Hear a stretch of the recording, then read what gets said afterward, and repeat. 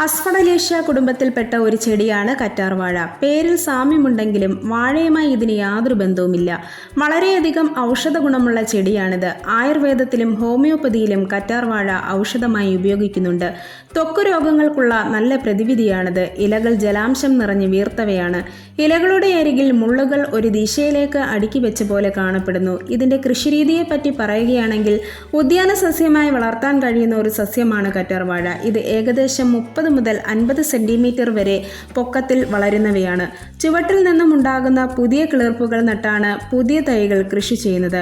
കാര്യമായ രോഗങ്ങൾ ബാധിക്കാത്ത സസ്യമാണിത്. ഇനി കറ്റാർവാഴയുടെ ഗുണങ്ങളെക്കുറിച്ച് പറയുകയാണെങ്കിൽ കറ്റാർവാഴയുടെ സ്വഭാവങ്ങൾക്ക് നിദാനം പോളകളിൽ നിറഞ്ഞിരിക്കുന്ന ജെല്ലിൽ അടങ്ങിയിരിക്കുന്ന മ്യൂക്കോപോളിസാക്കറൈഡുകൾ ആണ്. കറ്റാർവാഴയിൽ ജീവകങ്ങൾ, അമിനോ അമ്ലങ്ങൾ, ഇരുമ്പ്, മാംഗനീസ്, കാൽസ്യം, സിങ്ക്, എൻസൈമുകൾ തുടങ്ങിയവ അടങ്ങിയിരിക്കുന്നു. വിപണിയിൽ ആരോഗ്യപാനീയങ്ങൾ, മോയ്സ്ചറൈസറുകൾ, ക്ലെൻസറുകൾ, ലേപനങ്ങൾ തുടങ്ങിയ നിരവധി കറ്റാർവാഴ ഉൽപ്പന്നങ്ങൾ ലഭ്യമാണ്.